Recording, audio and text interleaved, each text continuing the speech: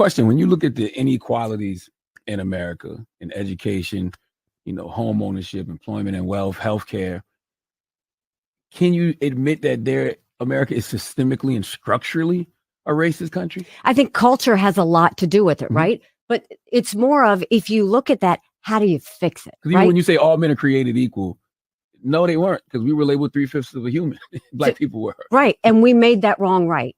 And we've got some more rights we have to do.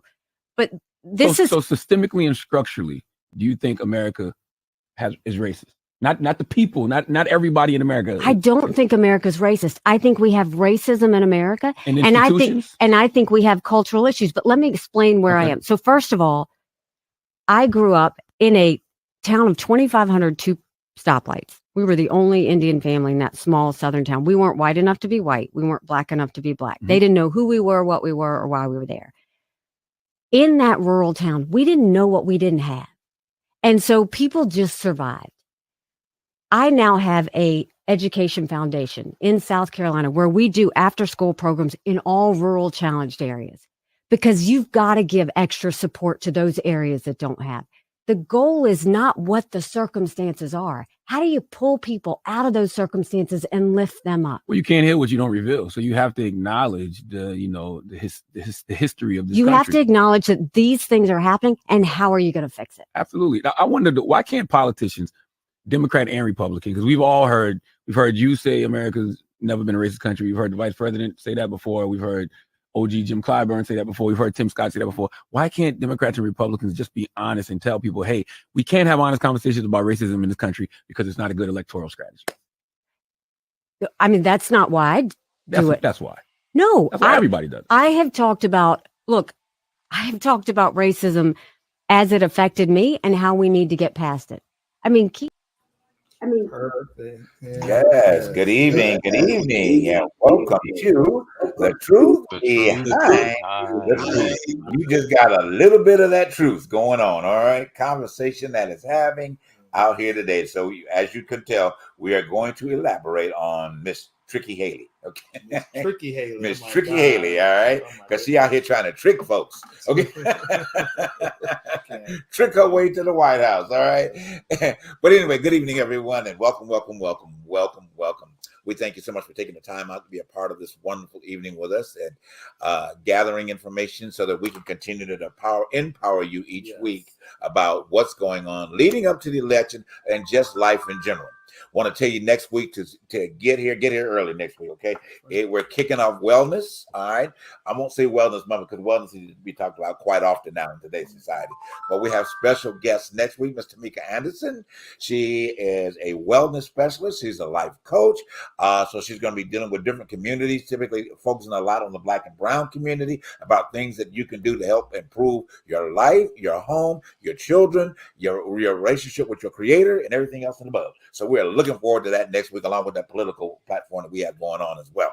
All right, fellas, let's get in. Let's talk about Miss Tricky Haley. What you got to say about Miss Tricky Haley?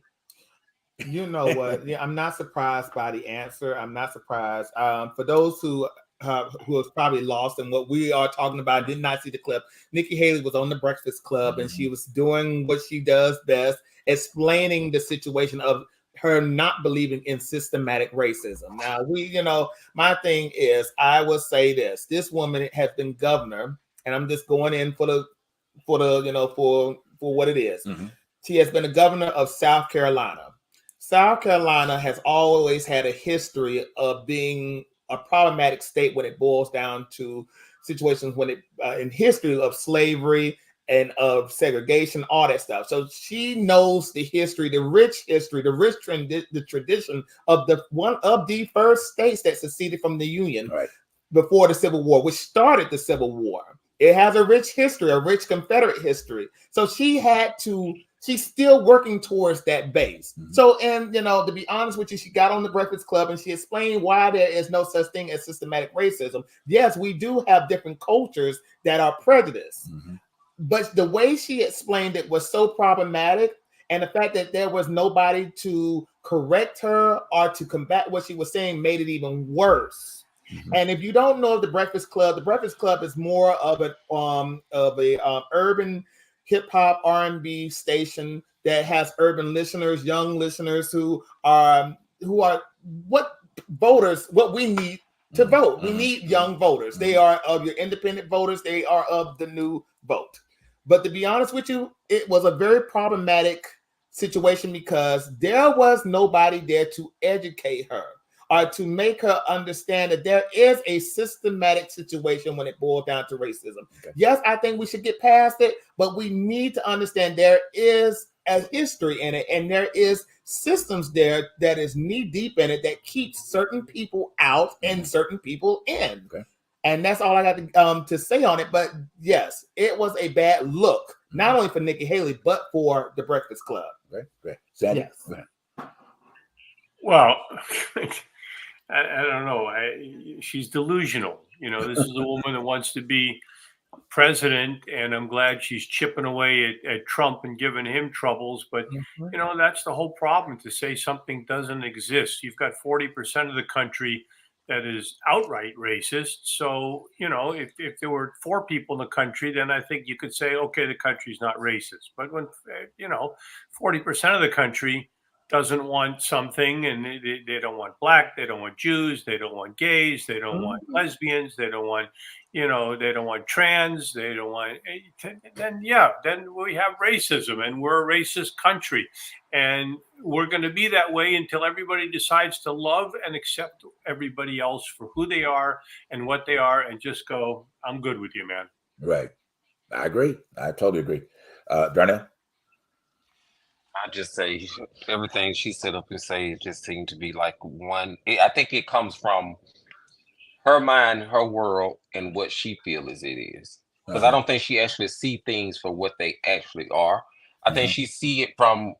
She's still, when she say things like she was saying, "Oh well, I came from." You're going off of an experience from a family who is a Indian descent, or whatever the case may be. So you can't speak for all people. You can only speak for just you, your family, and how you felt in this small place. You know, I think that she live in a pretty delusional world, like a majority of those politicians do. I think that she's another Trump in the making, and that's it. Right. Okay. Charles? Here we go. All right, so I kind of get what she's saying, because at the end of that clip, we didn't get a chance to see the whole thing. She says she don't want children to believe that the country's racist. Right. And she don't want to expose them to it because she feels like it'll corrupt them from the beginning. But one thing I've learned about children is they would prefer to have the truth versus the fairy tale. Because you tell them it's Santa Claus and they find out later it isn't, and they're mad at you for lying to them for all these years. Right. Because like, you could just tell me the truth. Why are you lying to me? So, you know, we have to consider the fact that she changed her name. She doesn't have that much pride in her heritage. She changed the name from what it originally was, so she was seen more white. Same with Ted Cruz. He changed his name. He won't go by his birth and given name. So, you know, this thing is sort of awkward because as we were talking in our production meeting, the MAGA crew, and this happens all the time, the blacks for Trump got in the MAGA broadcast and they got thrown out because the guy didn't want them in there voicing their opinions. And it happens to black folks every time they do this Trump thing. They get in there and they think they're with the group, and then they get kicked out and go, well, why me? You know why? They don't want you there in the first place. So why are you so shocked that this is how it happens? You know, just like 50 Cent says, why this $54 million program up in New York is for Trump, which makes us think, why not Trump? Well, 50, you should do more research and understand how that actually works. Right. Because you're not getting all the details. Right. You're not privy to what is actually going on.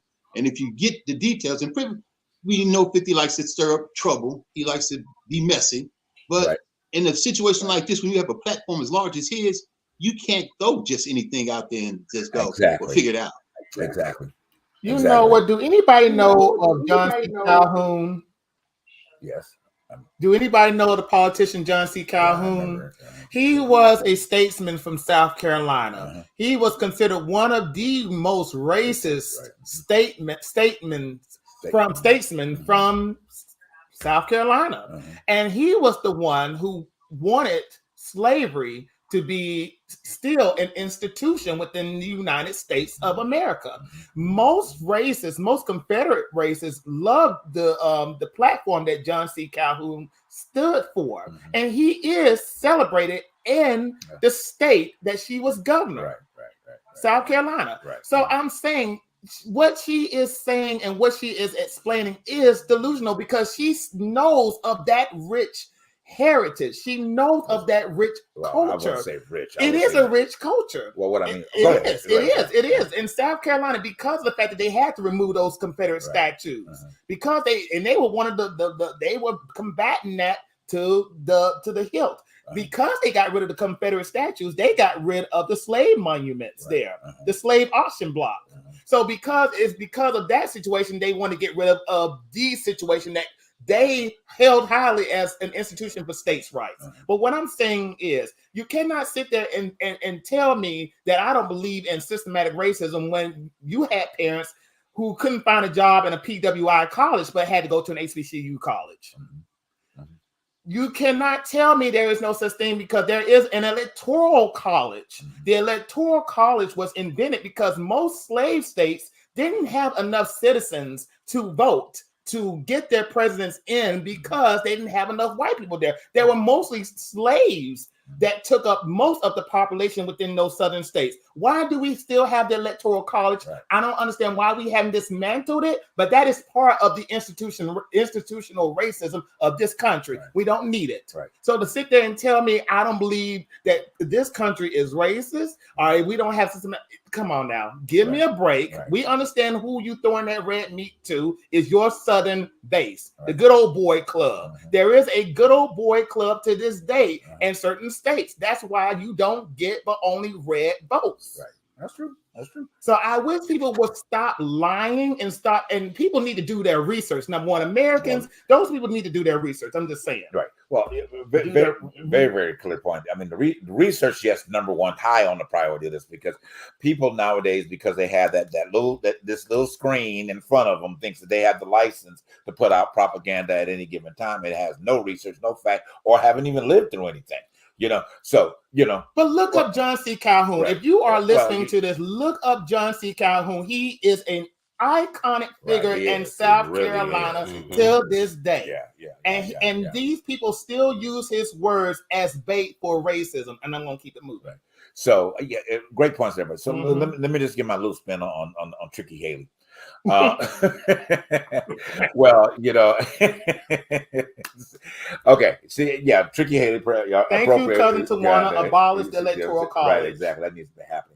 So my thing is like now there are portions of the conversation you got to pull out. You got to take the meat with bones or whatever the case may be. However, there was a lot of fat around what she was saying, so there wasn't that too much meat there you to pull from. But the portion of the little bit of the meat that was there, so I do kind of sort of like halfway agree with the fact is that the presentation of educating today's society about how this country is should be on the platform.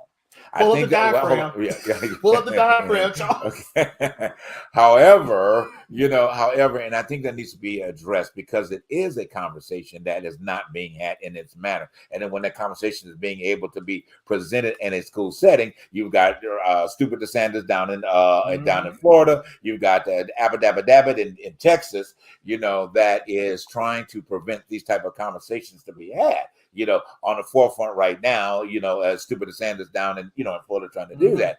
So it is very vital and important to have this conversation with young people and share where the narrative of what happens or how the division in this country is still reigning, and why is it still reigning? It's because the hearts and the minds of men have not changed. You've got a group of people, typically the certain sector of white community, feel that if they let the black man, the Jewish man, the Hispanic man, the Asian man get to a place in power, that they're going to lose all power that they think that they have over people right now. But the bottom line is they really don't have power.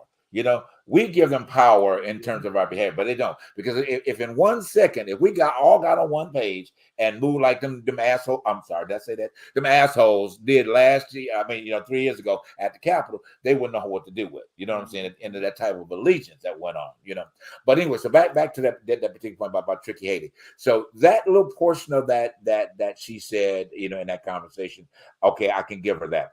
Now I'm gonna move on to the other part of the conversation she had. What was that one? Then when she tried to, who was that on? What NBC or something she was on, and she tried to symbolically say that former President Obama's administration was a point of complete separation for the company. How stupid can you sound? I mean, honestly, in the history of the Americas as what we know it to be, there was more sense of reckoning between people than it had ever been at any given time in an administration of 8 years. Okay, because I think the night he won, if you go out to Wrigley Field in Chicago, Illinois, it was just not one race that it was celebrating that man becoming in office.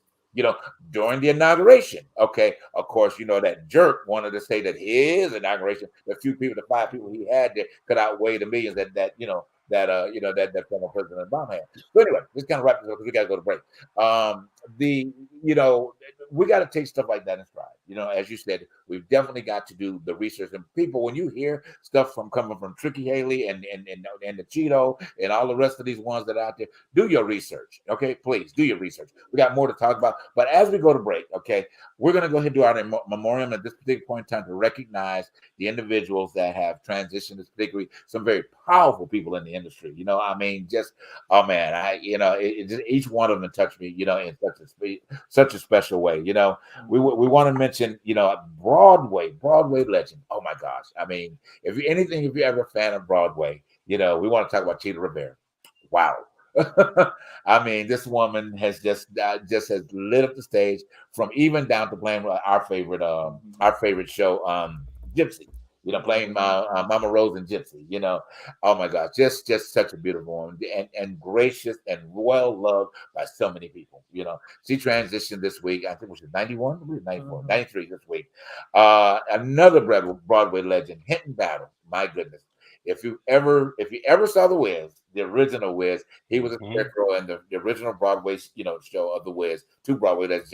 He also went on to Sophisticated Ladies as well, and Dream Girls. Yeah, and on to Dream Girls as well as in the Dream Girls, the movie itself. You know, so great salute to Hinton Battle. A job well done, people. And finally, I mean, hey, this man, Carl Weathers.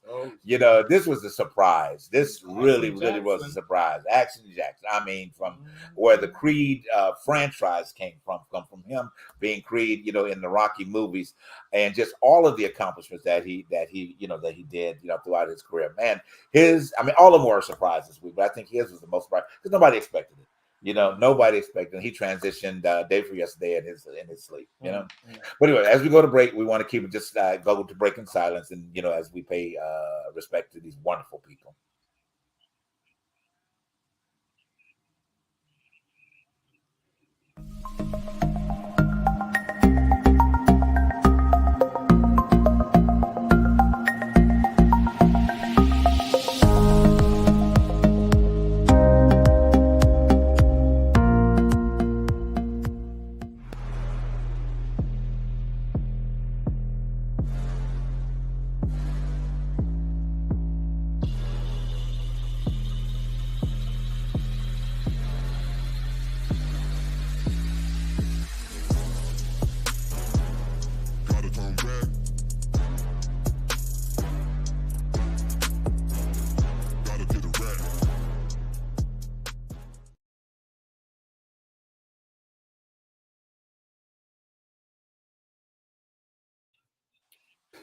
All right, and we are back, guys. Thank you so much for tuning in to the Truth Behind the Truth, and I hope that you had a moment to send, you know, your well wishes to the universe on behalf of those great people. All right, let's go ahead and dig in. I think we're gonna talk about Mr. Tyrese next, you know, and his antics. You know, me with Tyrese, I mean, he's just all in and out. I mean, this brother, man, you know. Speaking of mental health, I think that he needs to be on the first of the candidate to really talk to some therapist. You know, I mean, really, honestly, he really needs to talk to a therapist because was it 3 years ago that he was crying about Will Smith not paying his bills off for him? Let's just say this, Tyrese. Now, this is Black History Month, and you know, it's a very sad report, but it's something that I call it BS news because this is definitely bullshit news. So this story comes from a post that he posted. And I'm going to try to read this the best way I know how. He says, sometimes I wish I was born Latino. I mean, the Latin community is grounded in family, loyal entrepreneurs, businessmen and women literally represented the dream, the grind, the hustle, doing whatever it takes to stick together. Is there any way we can put more of that up, Charles? If there's any more of that up, well, I might have to do this too.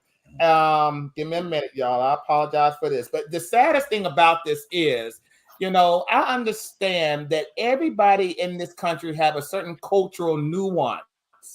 We all come from different spectrums of culture. You know, thank God we have Sandy here. He's Jewish. We all that are here are African Americans. We all have a way of doing things within our community that is totally different. Some of us it's different, but you know, it's the same. But my issue with him was he tried to come with the attitude of that, and it was a broad stroke. I'm not going to discount what he said because there's some things I have issue with within the African American community, and there is a certain tribe within this community that is problematic. Right. But you know what? Mainstream loves to go with problematic because it sells whatever agenda that they're trying to sell. Right. But my thing is with this information that he gave out about we're not together, we love to move on traumatic situations, drama. Don't broad stroke. Stop broad stroking a whole community. I come from a family. Yes, we have our issues, but to be honest with you, it's different from what the media likes to portray. Yeah. But everybody has these issues within their own communities. Why is it that you're preaching to us, but you should have said it's a human situation, it's a human crisis, it's a mental illness crisis that is going on. Stop making it more of a black issue and make it a human issue. That's my grief with it. But go ahead, whoever want to take this up. Go ahead, Darnell. Well, let's just go back to like I was saying earlier. I feel like when he was speaking, I don't think people have time to sit back and just pick, oh, well, my family is this, but this is what, because then it gets to a place that it becomes entirely too much. You open up a whole nother Pandora's box. I think he was just speaking on a broad spectrum, just saying the culture, period.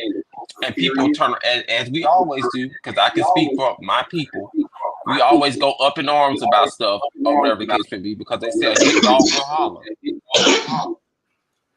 And I say again, I don't see anything wrong with the fact of it, because when it comes down to it, a lot of us, we do not actually support each other the way that we should. We don't. I mean, that's just that. We don't support each other. And then we might support each other while we're the small person. But once we turn around and you see that person start to elevating and getting to a place, guess what? Now you go into the fact of, oh, he think he better than Westtown, or oh, she thinks she doing this. Or you get a new house. Oh, do you see that little house? Not giving the credit, because that's just how we do. And then we'll say, well, you know, that's how we, you know, we've been conditioned to be that way. Guess what? You can uncondition yourself to be that way too, but you yet still choose to be that way. So I say again, I don't see anything wrong with what he said. That's just me. Right. Well, go ahead, Charles. I'll make my point to conclude. Let me read this before you go, Charles. He said this: if us as a black culture was more grounded in these integral, magical nuances of us, we would be dominant. I've learned a lot from the Jewish community, sticking together, eating dinner every Friday together. I've learned a lot about the Muslim community through all my travels in the Middle East. They have a father structure where they honor their fathers in the Middle East. The thinking and the mentality is what we should rather have, a son over a daughter, because they know that there is nothing like the leadership of a father and a man being the head of the household. One more thing, and I'm going to let this go. I have no idea how we lost our way. We can't get anything done and accomplished as a fragmented culture, insecure, threatened by each other, competitive towards our own race, killing ourselves every single day over frivolous things. The majority of us as black men and millions are locked up in prison. The thing about that is I can agree. I can agree with it to a certain extent, but I wish it was not only a black thing, but a human thing. Charles, go ahead.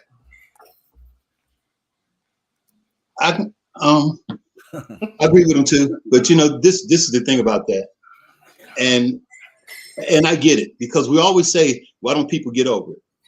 Breaking generational curses is not as easy as it may seem. And being that this is Mental Health Awareness Month, let's just stick with it. I'm a mental wellness person. I've been going through therapy for a few years now, dealing with my issues from growing up in Chicago, my issues from being in the military, surviving a plane crash on my ship, to I've been through some stuff. So when people used to tell me, man, just suck it up. So I thought for a long time I was sucking it up till one day I broke. And I had to go seek help. And it was like, you've been going through this for a while. This isn't just happening. You've been dealing, you've been coping. And most times, like most people, I drank a lot. I thought that was just numbing it, but it wasn't numbing it. It was just putting a Band-Aid on a knife wound. And too many people think that you just get over things. You don't just get, if that was the case, racism be gone. Right. You can't just change things because you say you want to change them. The thing is, we have to want to change, and we have to accept change. And too many people aren't. I don't take it as doing something tremendous because I went to seek help. I take it as I finally saw something was wrong with me. I needed some help. I had no one but me. So when you get to that point that you feel like you're not you, that commercial says it best. You hold up the smiley face. And you hide behind it. Right. Maybe it's the life of the party, but they don't see me when I go home and get drunk and fall asleep in the bed with my clothes on because I'm out of it.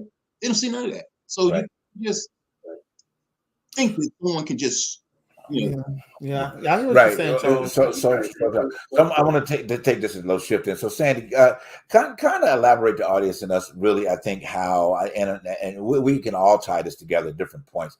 So, and with all of the anti-Semitism that is always on a regular basis coming at the Jewish community and things, how do you, or maybe your brother and sister or your family, or even maybe just take a minute to say that the beauty how your dad navigated through things, being the icon that he has, that he was in the Hollywood arena, how did he teach you guys, in that sector about, because it was, just as prevalent then as it is now, at the end of the day. So kind of share that with us real quick.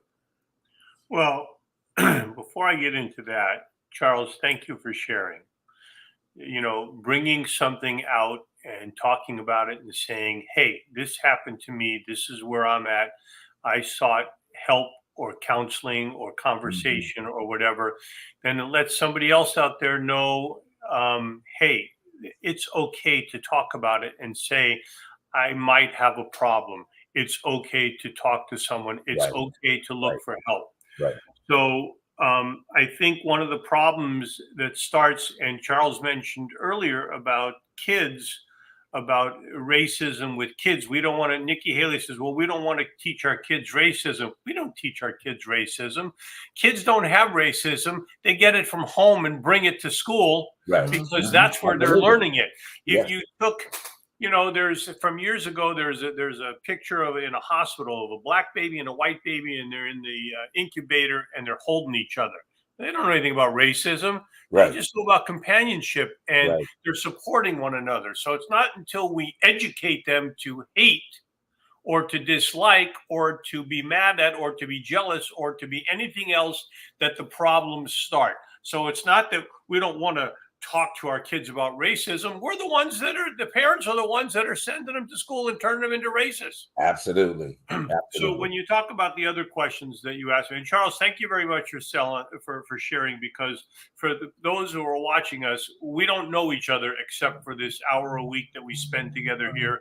And then we do we start doing an hour a week of prep where we talk. But, I don't hang out with you guys every day and know your life story and know who you are, we just talk here in conversation. So I love to hear those things, and I thank you for sharing. And I go, I think as a whole, all of us have our own, everybody has their own problems, but then they come back and they tell you, well, if everybody took their problems and put them in a pile, you'd reach out and grab your own and pull those back. Because when you hear somebody else's problems, you go, I'm good with mine. I don't want, because we know how to deal with those. Right. And when you talk about the situation of my father and anti-Semitism and stuff like that, I don't know that I'm the one to answer that, because yes, I'm Jewish. My father was Jewish. Certainly, I have experienced anti-Semitism the way you guys have experienced racism. I don't compare the two. They're very different. But they're both horrendous. Yes. To be disliked or impugned in some way because of the color of your skin or what you believe in or something like that. But I also can't be, and I don't want to call it white privilege, but people loved my father, and being around him, he was like the Pillsbury Doughboy. People would go, buddy, and they'd want to pinch his cheek, and they would hit him and want to grab his, and it was. And you think it's cute, but when you're the victim of that, everybody grabbing you and pinching on you, you're going, hey, get the fuck off of me. Right. And I remember sitting at lunch with my dad on more occasions than I can count. And as a little kid, and my dad is sitting in the middle, and we would put him like in the booth, or they'd come across us to get to him. And someone in the summertime, they'd raise their, hey, just sign my thing here. And a big armpit would be right in my face. And I'm going, oh my God, it smells awful. And so people are just unaware of, oh, the hell with the kid. I just want Buddy's autograph or his attention, or I want a picture with him. And nowadays, everybody wants a selfie. Hey, can I grab a selfie with you? And they'll walk over you. So I don't have answers for you, except can't we all, and when I say all, everybody, be a little bit more sensitive about the people around us, how we treat each other, what we can do, how we can help one another, the pay it forward thing. Boy, there is no point in my life where I've done something nice for someone else that it hasn't come back to me in some other way. And it doesn't matter who they are, what they are, if they're down and out, if they were well off. I had the weirdest thing happen today. My wife took her car in for service, and we go for service. And in the thing they had, while you're waiting, they got a coffee machine. So there was a guy in there, and he's driving. Go ahead. What, Dylan? I got to ask you this question, Sandy. As a Jewish man living in these times in the Jewish community or whatever, is there a certain nuance of the Jewish community that you cannot stand, or that gets on your nerves, or that is so problematic to the point that you would put broadcast it for everybody to hear, or to analyze, or to dissect? Is there anything that you just cannot stand about your community? I just want to know, because I have never heard anything negative from a standpoint of a cultural standpoint about the Jewish community from a Jewish person's standpoint. So is there anything that you have that you want to share that you cannot stand? Because we talk about Black folks all the time on this show. Right. We do. Right. But I have never heard anybody say anything bad about the Jewish community from a Jewish standpoint. Or do you think I'm going to say something? Now, just like that. Now, now did y'all see that? Are you kidding me? Wait a minute now, hold on. You just did something that I like. Audience, and especially Black ones, did you see what he just did? Yeah, absolutely. And it makes all the sense in the world. You do not air your dirty laundry to the world. Right. That's the problem. That's what we're talking about, Sandy. It's not about airing dirty laundry. It's about when we get into this statement, and the guy that you put up before that said, I appreciate the brown culture, the Mexican culture. That's a generalization. And if we're going to sit here and generalize, there's 330 million people in this country. Right. How do you generalize and go, all the Mexicans are perfect? Right. Or all the Jews are whatever they are rich, basically are controlling everything. Right. And that's my problem with this. I'm so tired of the culture, and I know you don't understand where it's really a situation that triggers me, because I don't like to air my dirty laundry to everybody, right. But it's always 6 o'clock news, right? But the community.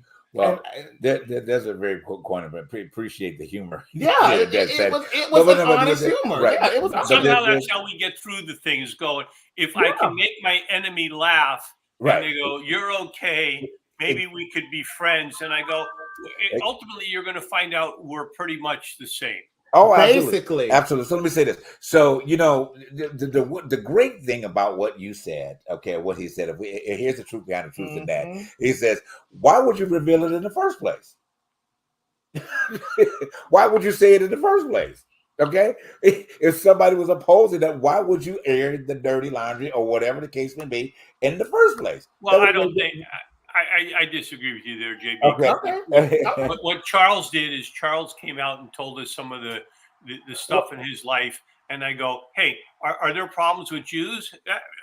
There are problems with everybody. Right. But can I give you a blanket statement? Yes, Jews are supposedly we're cheap. We're not cheap. It's a what do you call? There's a stereotype. Urban legend. Thank you. It's a stereotype put on there. But if I'm on stage as a comedian and I talk about being Jewish and being cheap or whatever like that, you know, then I can use the stereotype to my advantage to find a joke. But now we're in this politically correct thing where nobody can say anything about anybody, and we've lost our sense of humor. And I go, oh my God. I mean, we all know someone, black, white, green, red, blue, orange, purple, that's cheap, because that's what that person is.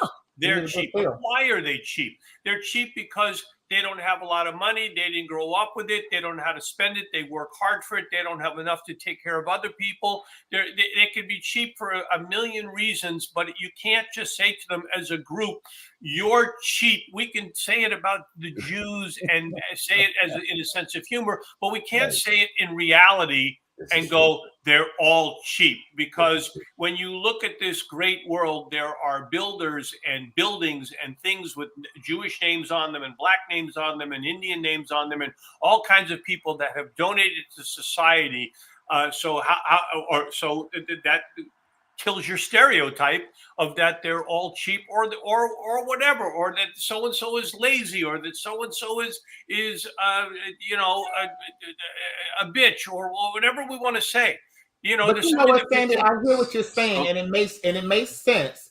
But my thing with this, and we're gonna let this story go. My issue with Tyrese saying what he said is now a Republican talking point. No fathers in the household. Now, you know, and why is there no fathers in the house? And this is from what he's saying that's going on within the black community. I'm just saying it's problematic. It's something that we don't need to air out, because that's a problem, that's an issue as a community that we need to discuss within the community. But to air it out for public consumption is so disrespectful. And it breaks the foundation of what it is that we are as a people, because we all didn't live in this world without fathers. There are fathers in the household, and I'm gonna let it go. But that is my issue. Is a Republican talking point right now, and I think black folks need to be mindful of it. I think at any point that it's always going to be a political point. Yes, But I mean, because they're gonna you can use anything anybody says to that point. I think the thing here, and I know we got to go to break, and we've got to celebrate our Black History moment here. Charles, as Sandy said, really brilliant for being able to share your transparency, you know, and what you would want to. I think personally is that we do need to get to the point of the Charleses. So I'm saying in society, to be able to be transparent about what we're going through, what we've experienced, and things like that. But in the process, taking ownership of that. The problem that I see with what Tyrese presented that is that where do I fall in the game of this? You know, rather than point. Because we can sit all day long and point out things that are wrong with the community. We can point out, say that, you know, the fatherless and all these type of things. And yes, that does need to be addressed. But as you stated, in an open forum, it doesn't do that. You've got to either going to come together with a group of people, say, I'm going to take charge for the community. I'm going to start teaching young men, you know, how to be fathers if they find themselves in that, how to be supportive. Number one is not getting involved in illicit relationships that you keep creating children when you don't need to be creating children. So let's start with that. You know what I'm saying? And then go for that particular teaching. And we know where that teaching should have been started. And my question I pose to that is this. So you're saying all these things and telling somebody to do all these one things or whatever the case may be. That's just like us telling our sons to go and do X, Y, and Z. We can tell them whatever the hell we want to tell them. They're not going to do it. So you just basically speaking. He's basically made a broad, because if you go with our culture, it could be a laundry fucking list for years of shit. So he just made one whole community because he's a part of that community. Right. So everybody want to break this down and want to make, he should have did this or he should have did that. Guess what? You gonna sit back and read a 2-hour something that he wrote? Right. He just made a broad of our community because he is a part of the community. Right. He can't Right. speak for nothing else. He said he wished that our community was like this community, that community, this community, that community. He spoke the parts that he felt was great about that community that he wished that we could embrace in ours. Right. He didn't say that the people that in the community wasn't doing it. He just said he wished that our community as a whole could do those things. Right. And Well- we, as we always do, we turn around and we got to nitpick it and we got to turn it and we got to twist it because we're wicked like that. Well, that becomes to a problematic situation, and I know that we cannot fully dissect that, in this conversation tonight, because one thing or one small portion opens up another doorway, and then we can step into and continue to having a conversation about it. So we're gonna table it, okay? For now, I think this is something that we can explore a little bit more next week when Tamika is here, because she will be able to have the answers in a more of a traumatic situation, because she deals with that and counseling people, in a wellness position, in the community and outside of the community, to get a better understanding or clarity about who they are. So we're gonna move on, talk to about our Black History. Of course, guys, this is Black History Month. Each week, and maybe twice in that same week, we're gonna be celebrating people that are living. Okay, people that are thriving right now, people that we can make reference to, people that you can, if you wanted to pick up the phone and call them and talk about their success. This is one of the ways that, as you mentioned, Darnell, and going back to what's his name, Tyrese was saying, and all of that type of stuff. Gosh, I lost the thing where it was supposed to be. I'm sorry. With that, so this is the reason why we're taking the opportunity to go that way now. We want to celebrate people that are here, people that are accomplishing things right in the community that they live, in their homes and their families. These are people that are making history now, because each day you do something well, you're creating another level of history. But we want to take the opportunity right now to celebrate our brother, okay? And my cohort, my brother, I know his accomplishments. We're going to read a little bit about his bio and show a few of his pictures. But we really want to celebrate tonight my brother, and I'm going to call him Doctor. Dr. Atlanta's best kept secret, Charles McIntosh. Go right here. Charles McIntosh. Yes, Charles. Actor, director, executive producer, and writer. Born March 30th, 1961 in Chicago, Illinois. He has worked with the likes of Terrence Howard, Tyler Perry, and Arnold Schwarzenegger. He has also written for scores of television shows for cable TV, primetime TV shows. He has did a lot of community work as well. He has did some also a lot of influence on us. To be honest with you, I want to say this, Charles, and this is coming from the heart. Brother, you have been the greatest support for this foundation of Truth Behind the Truth. You have been there, you have did the work, you have tried and have been patient with us. And I would say you are Black history, because you have made multiple changes, not only in your life in making strides, but in our lives as well. And we say, thank you, Charles McIntosh. You are Black history. Thank you. Thank you, Charles.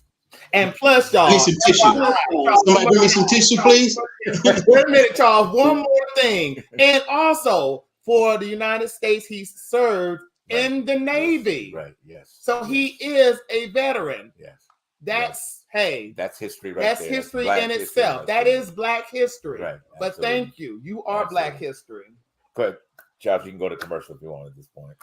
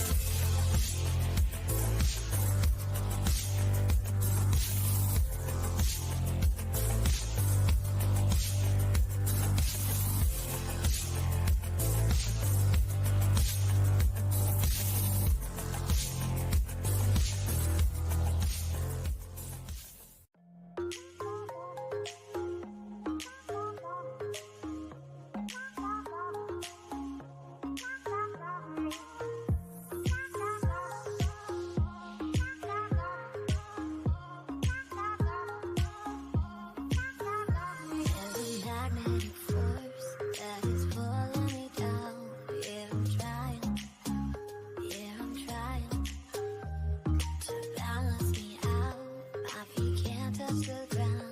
Yeah, I'm flying. Yeah, I'm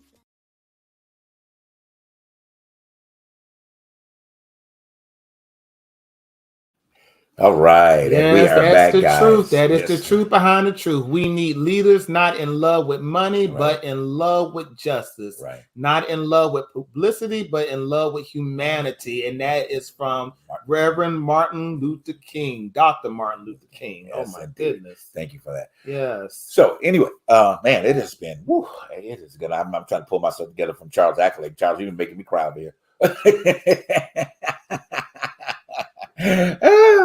But it is, I mean, but it is beautiful to, to be able to celebrate, your own, and their accomplishments. And I think that those of you that are seeing the show tonight should take this and find somebody in your family or in your community or, whatever, to celebrate them as their Black history, as your hero for this month of Black history. Because, hey, Harry done what she gonna do, was it Rosa stood up and sat down. Okay, so, so we can't go back and get Rosa, for what she did, at the end of the day, and the list goes on, all right? List goes on.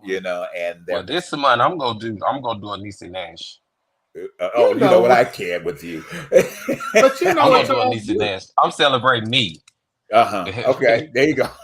Well, that was, we talked about it the other day too about celebrating. But Charles, do me a favor, put up that diagram of the okay, go ahead. Diagram. Let's put up the chart of the government.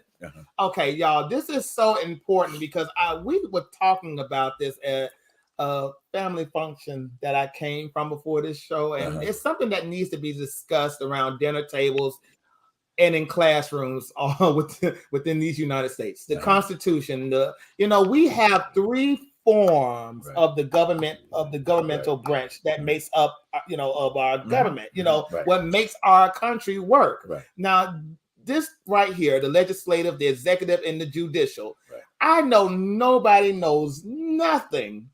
Not this damn time. Nothing about this. Not this damn time. And what is so sad is, let me ask you the question. What is the executive branch? Now, we see it right here. It says at the bottom that it's the president and the vice president. Nobody knows too much about that. The judicial, some people might know. So the Supreme Court, the legislative, is the Congress, the House of Representatives, and the Senate. The legislative, for everybody, you have to understand, in order for laws to be created and to be written, they have to go through the legislative branch. Process. They have to be processed and voted through the House of Representatives and also through the Senate. That sends it to the executive branch, which is the president and the vice president, to sign. Now, if there's ever a situation where the president makes an executive order and it goes against the branches of or it goes against the Constitution, you need the judicial, which is the Supreme Court, to combat that or to agree with it. So for those who are watching this show, please understand, in this government, we have a democracy. We do not live in a totalitarian government, which consists of one leader, one society, and no government. It's just one leader by himself. We live in a democracy. It is one of the most fragile constitutions, the most fragile works of government in the world. Y'all, if you don't vote, you will lose all three of these. Yeah. Except for the executive. All politics is local. No, you'll lose the executive. What's the executive? You would just have a dictator. Right. Well, yeah, that becomes. You will lose all three of these. You lose it too. Hey, Dylan. What's up? Did you say that the law has to be signed by the president and the vice president? No, by the president. Okay, I thought you said the vice president too. If I did, I stand. It's by the president. You got to understand, there's a purpose for this. It's a checks and balances. This is the whole purpose of it, so that nobody gets to run the country. The president is a figurehead. He's not the king. He's not the dictator. He's not the boss of me. He's just the president, and he's out front for the country. He's a representative of the country that stands out front and basically stands for what we stand for. And we too much we get focused in on the president didn't do this and the president didn't do that. He doesn't have that type of power. Right. There are what they call it, loopholes, like executive privilege, where he can invoke things to executive order, but he doesn't rule the country. That's the reason why Trump couldn't take over the country, because we have these checks and balances. Without those, any knucklehead can come in and just rule the country, just Right. take over. And So it's why are we asking for the president to make to demolish or to demand a ceasefire in Gaza when he Because- has no control Because over that? People, they don't know Why that are they- we asking only for the president to do something when we have the House of Representatives Right. Well, these and we people- have these the people- Senate? Well, these people are not doing their job. Number one, at the end of the day, and then the other part is that we have in society that people Mhm. have not been taught and learned civics. You just gave a civics lesson right here. Okay, so anybody that watched the show, particularly, they could just take this segment and put it in front of their kids and let them understand what's going on, how to understand, or put it in front of the adults, because half the adults out here speaking the garbage they do don't understand this process. You know, so so therefore, we have just given a truth behind the truth history lesson that's on what needs to happen during Black History Month. Thank you, Black man. Sandy, go Sandy, go ahead. Just kind of dig in a little bit before we wrap tonight on the political spectrum that you kind of observed this week that we may not have touched on. Well, the problem that you're talking about here with us asking our president to ask for a ceasefire is he's the representative of the country. Right. So someone has to be the leader of the free world, which our guy is. In this case, it's Biden. Before it was Trump, but we want the responsibility of asking Israel to have a ceasefire. But Israel also can say, no, there will be no ceasefire. So, you know, we can ask the president, but that's not up to Congress. The only thing Congress can do is say, we're not going to fund what the president wants to give you. And then you're going to have to either accept that the ceasefire or not. But it's very political, and there's a lot of things. And of course, what we've learned about the Republicans lately is they don't give two shits about governing. All they want to do is gum up the works. Right. You know, so they don't care about what's right, what's wrong. As long as I'm in power and I can decide and make a law, I'm not here for that. Right. I'm here to fuck up the works. Right. True. So true. That's why we can't get an immigration bill passed. Darnell? And that's a key example, that immigration. They complained about it through Obama. They complained about it through Trump. They complained about it through Biden.